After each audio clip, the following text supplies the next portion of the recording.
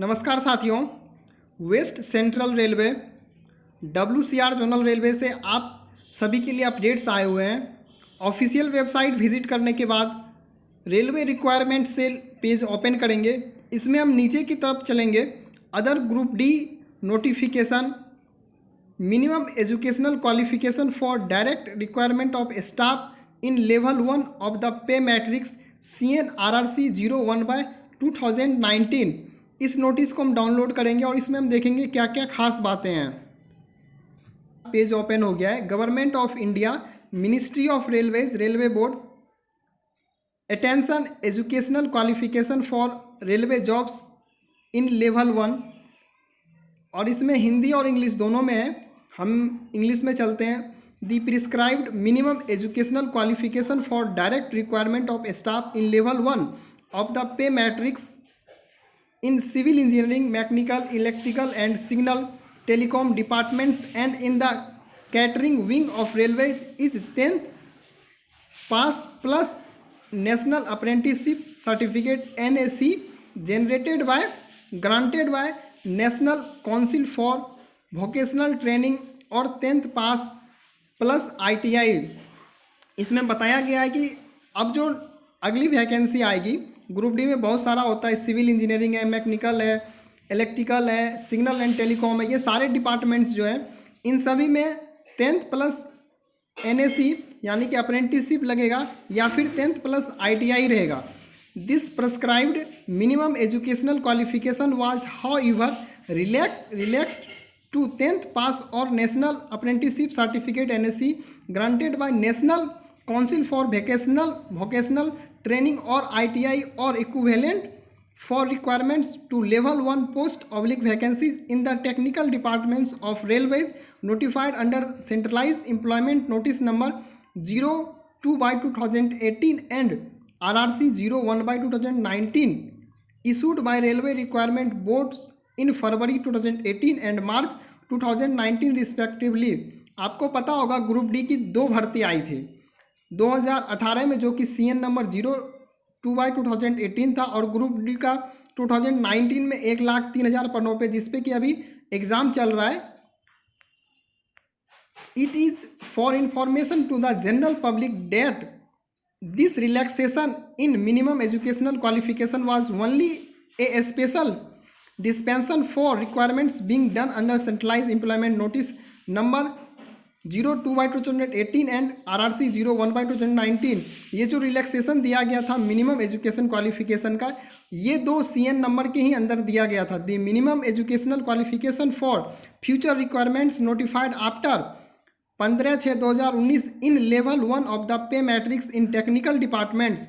ये सारे जो टेक्निकल डिपार्टमेंट्स हैं ग्रुप डी का है, और ये डेट जो है 15/6/2019 के बाद जब भी कोई भर्ती आएगी, railways will be 10th pass plus NAC यानी कि आपका apprenticeship granted by national vocational NCVT और 10th पास प्लस ITI। अब कंपल्सरी हो गया आपका अप्रेंटिसशिप करना या फिर 10th प्लस ITI होना। ऑल प्रोस्पेक्टिव कैंडिडेट्स में note and be prepared accordingly. अब इसी के अनुसार आप लोग तैयारी करें। तो ये बहुत अच्छी खबर है और ये पहले ही मांग होना चाहिए था, ये पहले से भी हो रहा था, लेकिन इन चीज़ों में छूट दिया गया था।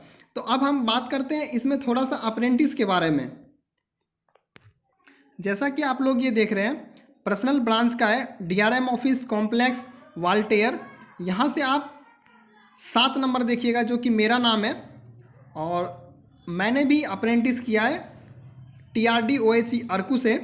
और मेरा जो सेशन था वो 11/3/2019 टू 10/3/2020 RRC भुवनेश्वर के अंदर।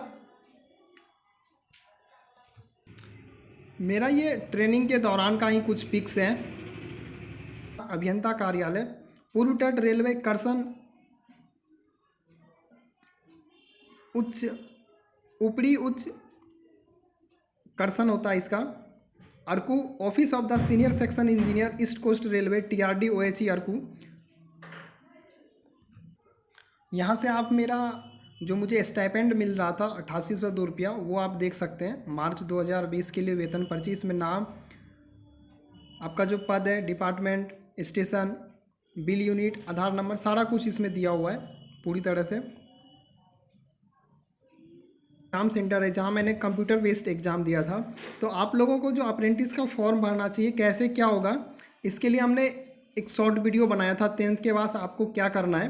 तो आज मैं थोड़ा सा आपको अप्रेंटिस के बारे में बताना चाहूँगा। आप लोग 10th के बाद अगर आपके 70-65 एवं परसेंटेज हैं और ITI में अगर आपके 80% के एवं हैं, जैसा कि मेरा था, और मेरा लगभग 76% था, दोनों मैट्रिक और ITI का जोड़ के डिवाइड करके तब मेरा कॉल आया था।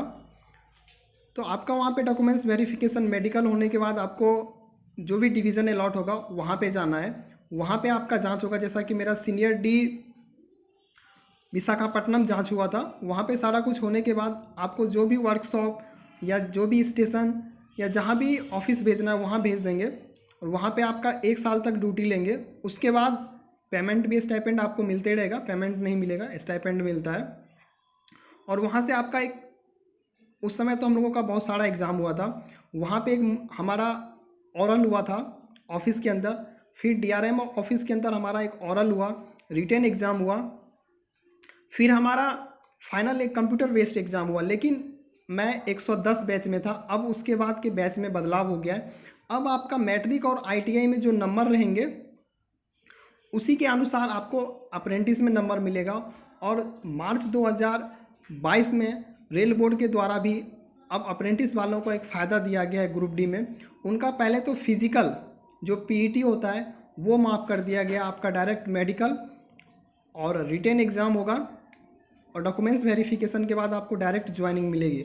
और नंबर जो आपको मिलेगा जिस पे आपका कटअप बनेगा, अगर आपके मान लीजिए कि जैसे कि मेरा 66% है अप्रेंटिस में, तो उसका 1/3 आपको यानी कि 22 नंबर मुझे वहाँ से मिलेंगे।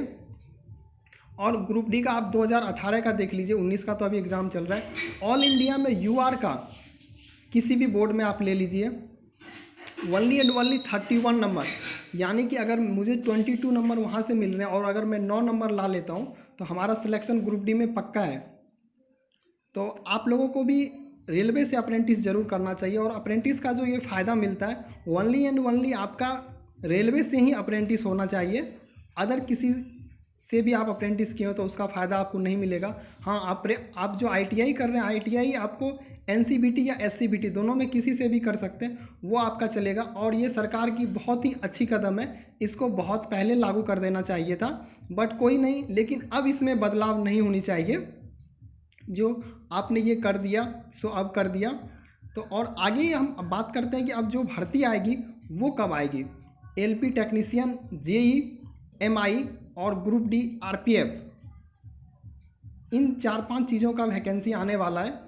आपका 1,40,000 कुल पदों पे भर्ती आएगी, ऐसा रेल मंत्री जी बोले भी हैं। तो उसमें से आपको लगभग एक अंदाज़ है हमारा 40,000 प्लस LP टेक्नीशियन की वैकेंसी आपको देखने को मिलेगी 2023 में। लास्ट का जो छमाही होता है, अगस्त के आसपास का जो मंथ है उसमें मिलेगा। उसी के आसपास आपका मिनिस्टेरियल आइसोलेटेड कैटेगरी का मिलेगा, उसी के साथ साथ आपको RPF का मिलेगा। और ग्रुप डी की जो नेक्स्ट बहाली आपको देखने मिलेगी 2024 में मिलेगी, वहाँ भी आपका लगभग 24,000 के आसपास पद आएगा। और RPF का जो है वो 10,000 प्लस आएगा, SI और कांस्टेबल दोनों मिला के। तो उम्मीद है कि आप लोग जो भी नए छात्र हैं वो तैयारी करें, लग जाएं। उम्मीद है आप लोगों को आज हमारी द्वारा दी गई जानकारी अच्छी लगी होगी। मिलते हैं किसी अगले अपडेट में। जय हिंद, जय भारत।